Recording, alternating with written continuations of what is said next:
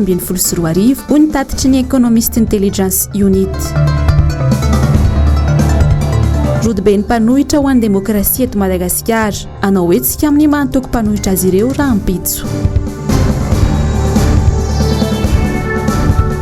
Tatitry ny andro ratsy, efa tafiakatra raiky amin'ny 20 ny olona maty, 20 tsy hita popoka.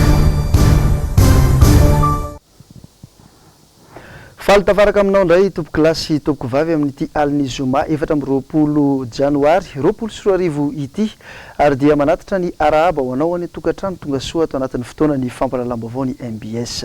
Manasanao ampanajana izay hiaraka aminay hatramin'ny farany.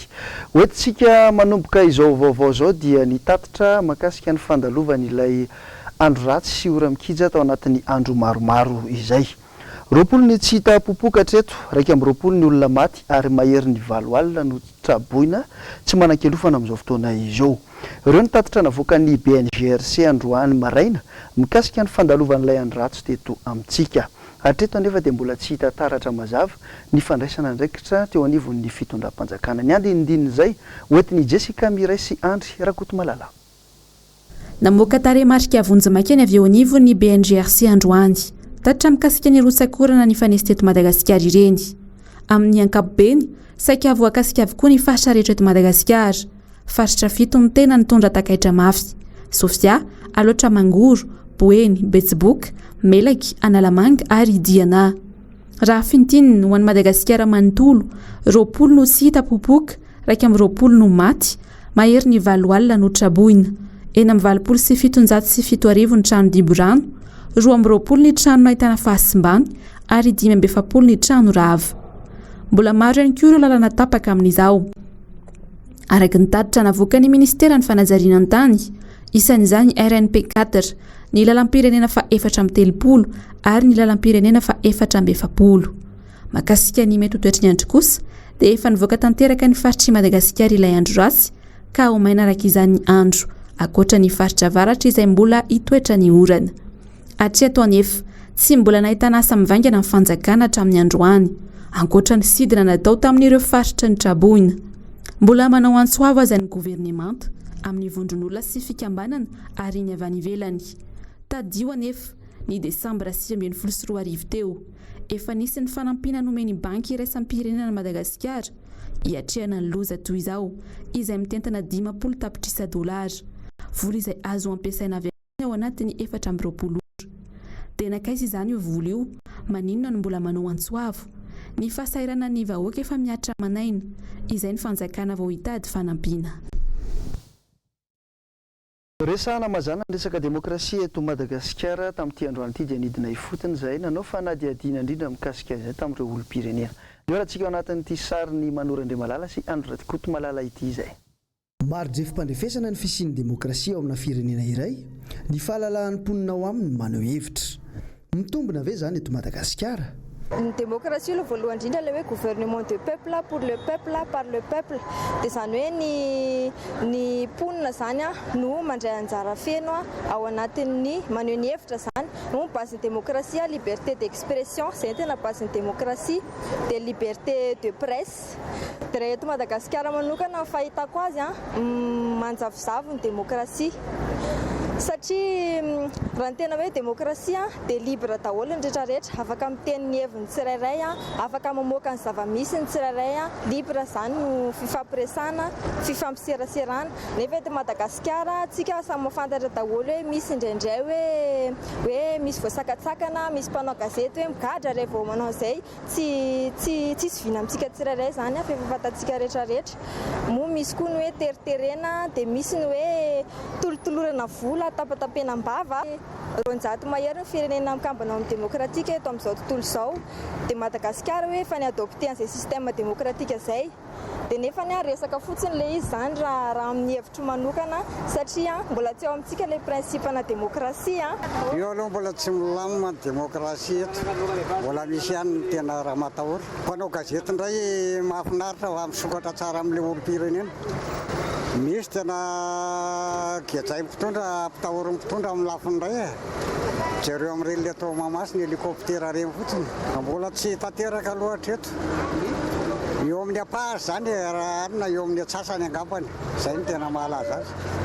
Teny ny tanora fa tsy mbola tsisy mihaino hoe inona ny feo an'ny tanora dia amin'ny mahatanora anao zany dia izay no hitako amin'ilay demokrasia dia mihaino izy fa ny azy ihany no tazominy dia tsy mampiady an'ilay hevitra samihafa dia tsy teraka ihany ilay demokrasia avy eo satria ny demokrasia manko ny hoe hevitra afaka samy teny daholo dia avy eo misy hevitra iray mivaingana mipetraka fa ilay izy samy teny ny olona fa tsisy zavatra hoe mivaingana azo avy amin'izay avy eo. Raha ny liberté de presse aloha dia raha eto amintsika ilay izy mbola sahirakirana satria miferana ny olona tsy mahazo miteny izay vaovao marina ho amin'ny vahoaka rehetra dia ohatrany hoe amboarina ilay vaovao tiana ampitaina zany izay tiana hoen'ny vahoaka ihany no menandry zareo fa tsy ilay tena marina dia mbola eto amintsika ilay izy mbola tantara mbola sarotsara. Mbola eo amin'izay resaka demokrasia izay ihany tamin'iny taona 2014 iny dia namoaka ny vokatry ny fanadihadiana nataony teo anivon'ny Economist Intelligence Unit izay milaza sy manambara mazava fa ratsy dia ratsy ny toerana misy an'i Madagasikara raha ny lafin'ny demokrasia no resahana. Ny andinindin'izay eo amin'ny sariny Manora Andriamalala. Demokrasia hybride azo adika mazava hoe saritsarina demokrasia na ihany koa demokrasia sadasada no misy eto Madagasikara. Io ny vokatry ny fanadihadiana nataon'ny Economist Intelligence Unit EIU. Ity farany dia namoaka ny vokatry ny fanadihadiana andrefesana ny fisian'ny demokrasia na tsy amina firenena 2.20 eran'izao tontolo izao ho an'ny taona 2014. Fa 2.20 ny laharan'ny Madagasikara amin'ireo firenena 2.20. Raha aty Afrika kosa dia 10 amin'ny firenena 50 nanaovana fanadihadiana isika.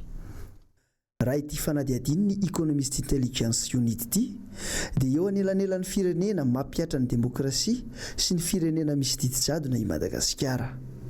Un mélange de démocratie et de pouvoir autocratique hoy ny fanazavana amin'ny teny frantsay. Maurice ny firenena tena misy ary manaja ny demokrasia aty Afrika. République démocratique an'i Congo ny firenena vosikajy ho manao didy-jadona indrindra raha ity fanadihadiana ity. Ny hemitra avokoa ireo firenena afrikanina ho ihany ity fanadihadiana ity. Ny fizotry ny fifidianana sy ny resaka politika indrindra fa ny fahamaroan-kevitra ara-politika no heverina fa antony. Tsy mifanalavitra loatra amin'izay resaka fanehoan-kevitra izay ihany satria fahalalan'ny fanehoan-kevitra ny resaka momba ny demokrasia dia nampiantso ho mpanao gazety androany teo anivon'ny RMDM na ny rodiben'ny mpanohitra ho an'ny demokrasia eto Madagasikara. Isiny etsika karakarain'izy ireo raha ampitso amin'ny antoko mpanohitra azy ireo. Asin'Andriamalala sy Tokiramarola no mitondra ny andinindin'izay. Amin'ny antoko mpanohitra ny RMDM dia isiny fikaonan-doha ho tanterahana raha ampitso. Amin'ny fotoana io ihany koa no anaovana jeritodika ny zava-bitany fitondram-panjakana ankehitriny tao anatin'izay herintaona izay. Anao fikaonan-doha ny asabotsy zany manomboka amin'ny 7 sabotsy zao manomboka amin'ny 7 dia izay afarany eo iafarany. Mazava ho azy amin'izany fa izay mpikarakara dia manasa ny ireo olona londohany amin'ny fanoherana rehetra izay tsara sitrapoka kely ho avy mba ho tonga hiaraka dinika sy ifanazava ao anatin'io fivoriana io. Fa ny tena zava-dehibe moa zany dia ny fampiarabana, ny fijerena ny zava-misy koa raha teo, inona ny zava-misy sy ny azoana manao tombana n'izay herintaona izay niarahana teto izay inona ny vita, inona ny nampanantenaina ary inona kosa no solafaka ka heverinay fa adidinay ary adidy mavesatra ho anay mpanohitra no jery tsara, mandalina, mandinika, manakafaka tsara ny raharam-pirenena. Ankoatr'izay dia olazain'ny RMDM rahampitso koa ny fahitany ny raharam-pirenena amin'ny ankapobeny.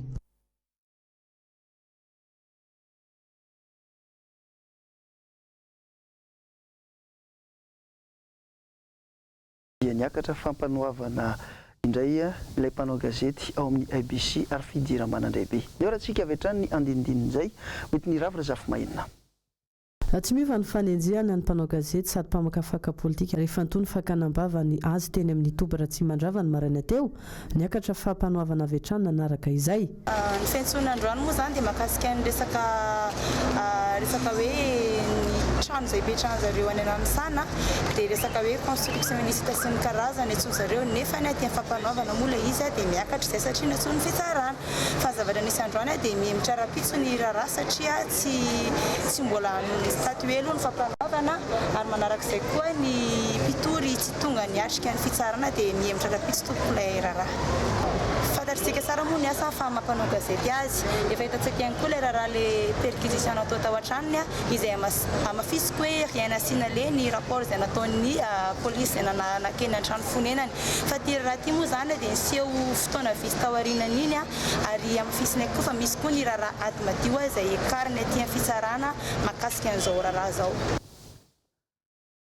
Fantatra amin'izao fa efa tapitra ny fimpitoana nomeny ny filohan'ny repoblika isandro mpikambana eo anivon'ny gouvernemanta ary isy arak'izany ny fanavoza mpitantanana sy fanavozana ireo olona mandrafitra ny gouvernemanta atoato nanontany ny hevitry ny olon-tsotra i Laurette Berton sy Andra Kotomalala androany andeo rahantsika avetrany.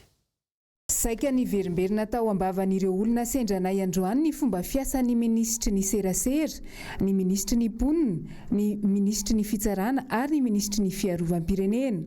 Tsy hita izay asa vita nandritra izay herintaona izay, hoy ny fanehoan-kevitry ny olom-pirenena.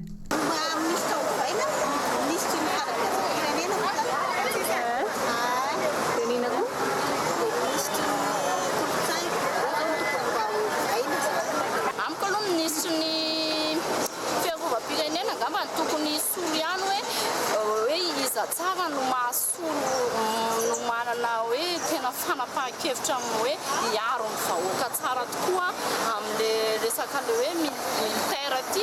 Ministry ny ina moa zany fiarovam-pirenena zany no tena tokony hoe mba olona mba tena hoe tena vonina mpiasa marina an'ireo olona miasa ireo fa za tena mandinika mihitsy hoe tena ina ary ny ataon'reto amin'le militaire reto fa manao domy sy tena fona fa betsaka ka ohatran'ny ministra tsy navita ny asany zao reny ministra ny atitany sy ny karazany resaka misy atitany sy any eriseri reny fa tsy mavita dia sorona ozy ny président ndraiky ministre serasera tsy haiko indray aloha fa dia maivava fotsiny le madame iny fa vita zy asany fitsarana koa aloha tongilaila be any io betsaka zavatra tsy mandeha amin'ny fitsarana tokony tsy akaiky zany hevitry manokana aloha zao a dia ato amin'ny ministry fitsarana satria zany tena hita mihitsy dia feavelo sady dia ny sosialim-bahoaka koa ministry ny ponina zany tokony mandeha an'izay ministry ny ponina azy hoe manam-pivoaka foana izy Tsy nahafa-po ihany koa ny ministry ny fampianarana Rotonta satria olana no niseho nandritra izay herintaona ny tantanana ny ministera ny fampianarana ambony sy ny ministera ny fanabeazam-pirenena izay. Ny fanabeazam-pirenena koa ny tonga amin'izay satria rehefa mpianatra zamatra ny tena mahitandanja eo izy nefa ny ministra nefa ny mpampianatra eo nampitonga an'ireny ministra filoham-pirenena sy fampianarana tsy tsy dia mandeha le fampianarana amin'ny ankizana aminay aloha zany zao satria zay avana ambanivohitra ihany mantsy zay reo voatra anakely zany dia zay mba fangatana zany tsy hoe fangatana hoe alan'le ministra fa tonga ny zavatra fampandehanjara zany tonga ny zavatra dia hoe zay isak'izay misolo le ministra fanabeazana dia misy rafitra misolo foana eo amin'le fampianarana ka za io mantsy zao amin'ny seratra ny fampianarana mihitsy dia ny zavatra tokony ataony efa ny amin'le ministra fampianarana dia tokony hoe manatsara an'izay efa eo foana fa tsy tonga dia manova mihitsy. Fampianarana koa aloha misy problème makely any ny ministra fampianarana dia tokony jerena fa mety tsy vita amin'ny matory grève mandritsy grève mandry tokony jerena président akaiky zay zavatra zay.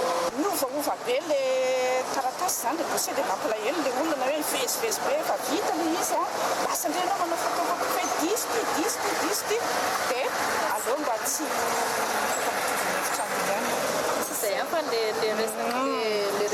Feno izay ny herintaona nolazain'ny filoha fa omena ireo ministra mandrafitra ny gouvernemanta amin'izao ireo ka ho hita eo indray ny toy ny tantara. Isy ve ny mbola ho tafaverina amin'ny toerany? Ahafeny andraikitra omena azy ihany koa ve ireo vaovao izay ho tendreny eo? Androany dia nisy ny fanambarany ireo mponina Ambotrimanjaka indray namaly ny teny ny filohan'ny Repoblika izy ireo manoloana ry raharatana masoandro izay hanotofana ny tanimbariny. Eo rahantsika ny andinindinizay hoentin'ny Asin'Andray Malala eo amin'ny rindran-tsary ny toky Ramarolahy. Tsy mandany fidinan'ny filohan'ny Repoblika eny Ambotrimanjaka ireo vahoaka ao anatin'ny komuna 4 voakasiky ny fanotofana tanimbary. Raisin'ireo vahoaka fa tsy nahavita ny andraikiny tanteraka ireo delegasion ny anteran'ny filohan'ny Repoblika izay nalefa tena toerana araka ny voalaza tao anatin'ny fanambarana izay nataon'izy ireo androany. Ka tsain'ireto vahoaka ny fisian'ny fiarahamonina tsy misy raorao ary adidin'izy ireo no miaro ireo lova izay navelan'ireo ray aman-dreny tany aloha. Mangataka ny amoram-pon'ny filohan'ny Repoblika ireto vahoaka amindra io tetika asa tanamasoandro io tsy hoe tsy Ambotrimanjaka.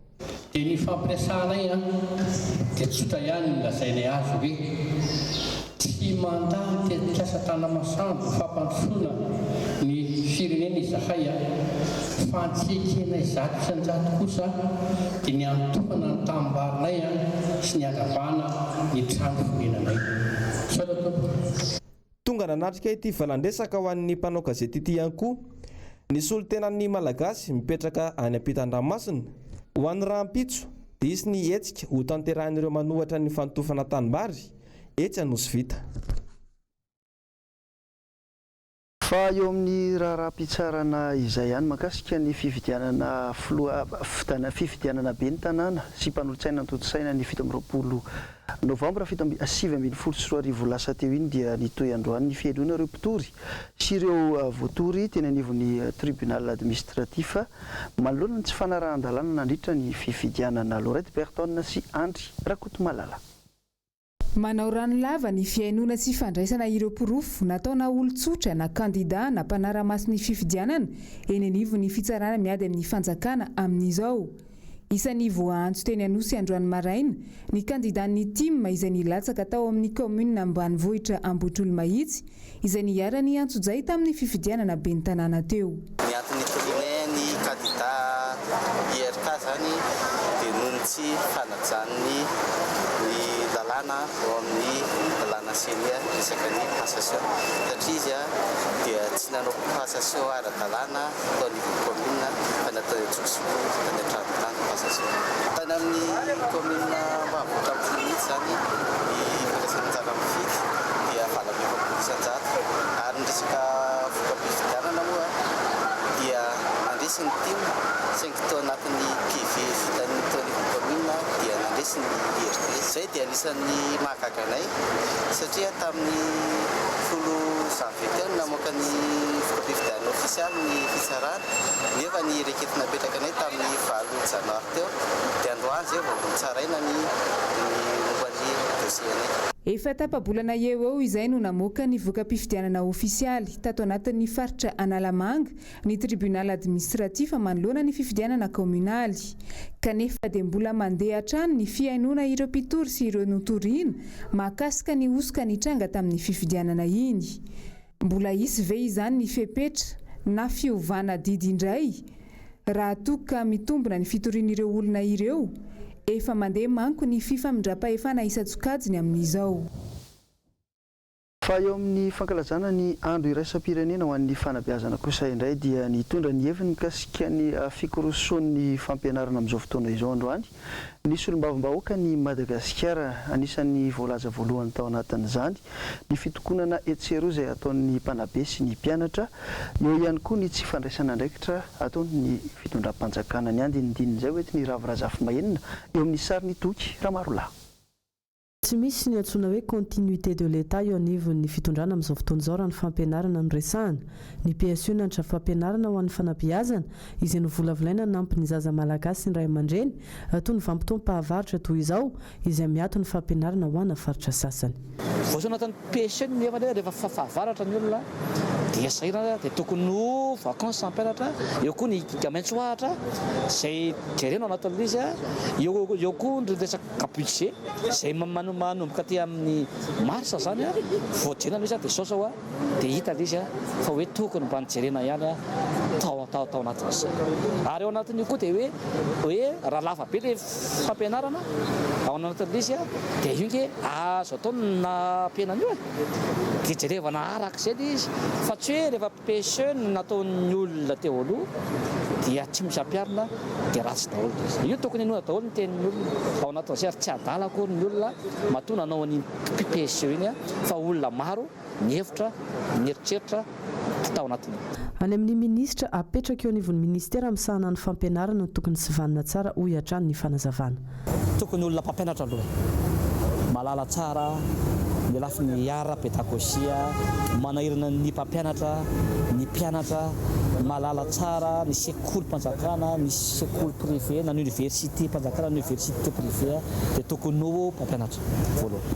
Faharoa dia tokony olona afaka miaina ao anatin'izay ary ny fahatelo dia manana mari-pahaizana diplôma manana maizazy miendrika ao anatin'izay fampianarana izany hoe manana profil critère mihitsy zany ianao tena mba olona mianatra amin'ny resaka tena hoe fampianarana olona mpampianatra ary olona afaka miara-miasa amin'ny olona rehetra zany ao anatin'izay ary manana vina manana vision tsara hoentina sy stratégia hoentina anarenana ny fampianarana zany hoe manana vision tsara izy hoentina hiatrehana azy fa tsy hoe tsy ao anatin'ilay tontolon'ny fampianarana anao dia anao ministre na ny éducation nationale na enseignement supérieur tsy ho possible tsy ho voafenao satria hafa mihitsy io ministère. Tsapa amin'izao fotoana izao fa tena lasa ambanin-javatra ny tontolon'ny fanabeazana eto Madagasikara. Nanao fanadihadiana tamina sekolim-panjakana iray Germaine Menjanary sy Mathieu Princy androany. Betsaka ireo sekoly misedra olana nanomboka ny taona 2020 ary ny tena tsikaritra dia ny sekolim-panjakana avokoa izy ireo.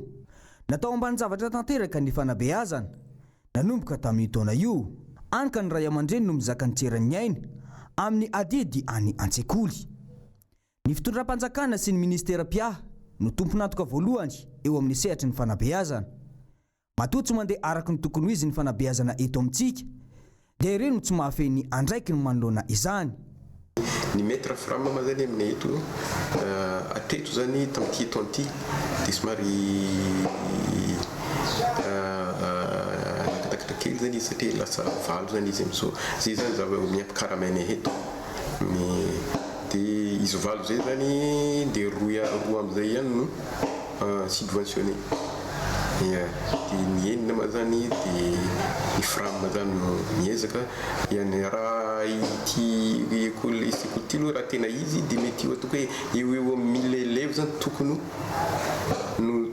no zakany fa nefa noho ny amaroan'ny zaza zany dia miezaka mandray satria ny zana-bahoaka zany tsy misy hianatra dia zay zao zany tafiditra amina 1300 zany zay ny effectif aminay eto.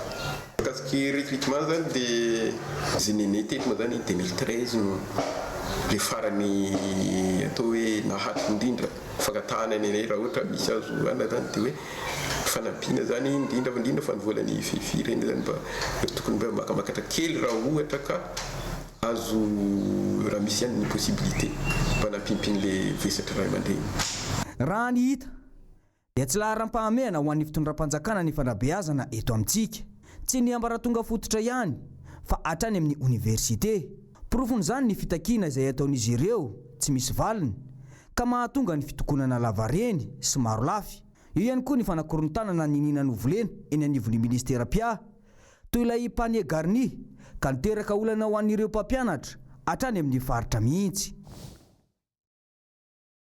Fa tamin'ity androany ity dia nilazany zava-misy any Tomasina sy Fianaratsoa amin'ny tranga amin'izao fotoana izao hitaberan'Andriamanatsoa momba ny raharaha izay zandary ny tifitra roa lahy tany Tomasina ny herinandro lasa teo iny.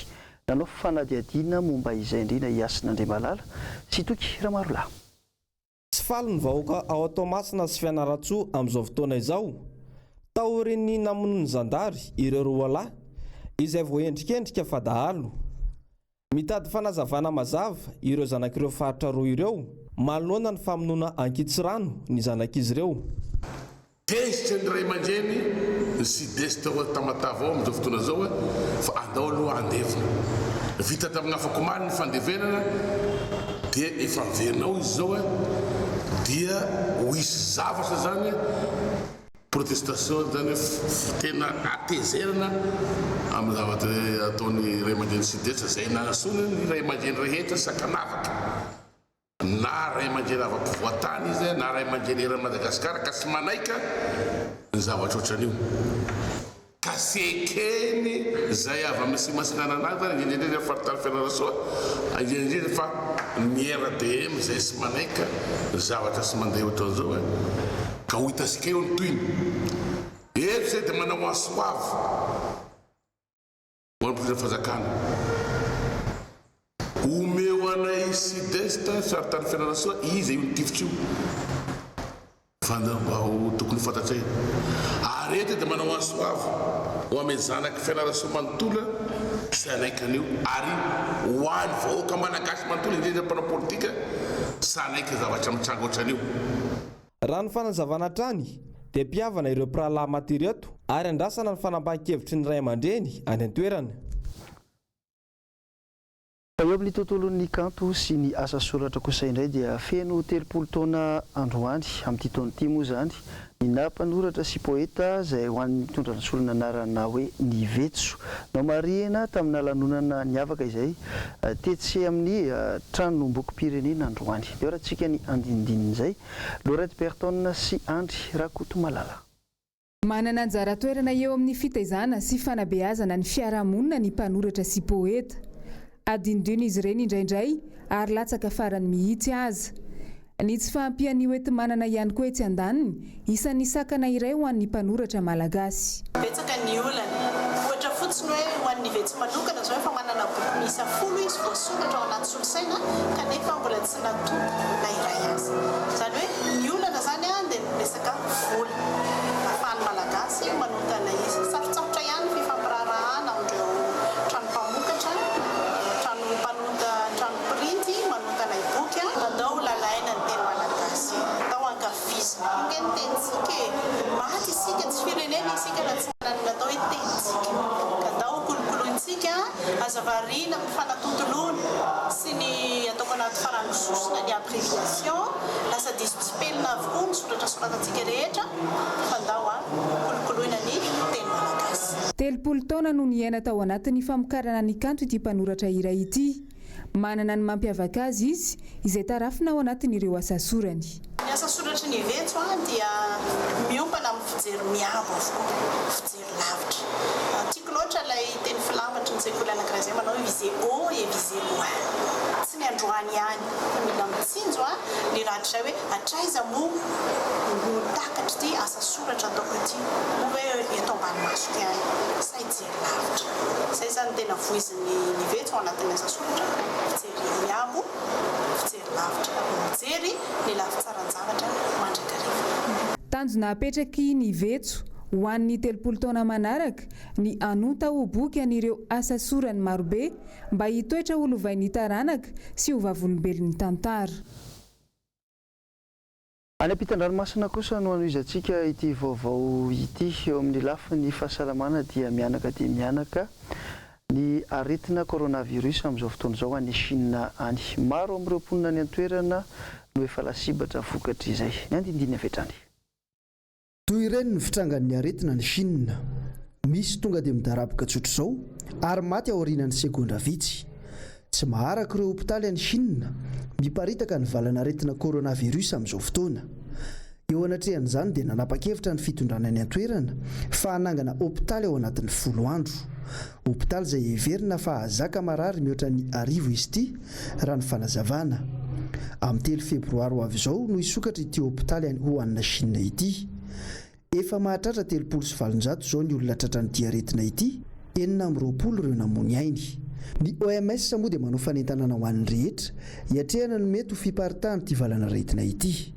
Mila manasa tanana matetika amin'ny savony na alkôla, mampiasa mosoara ary tampenana ny orona sy ny vava rehefa mikohaka na mihevina. Alavirina fifaneraserana amin'ny olona voan'ny gripa, andrahoana tsara ny hena sy ny atody. Tsy mifanerasera mivantana amin'ny bibidia na biby fiompy.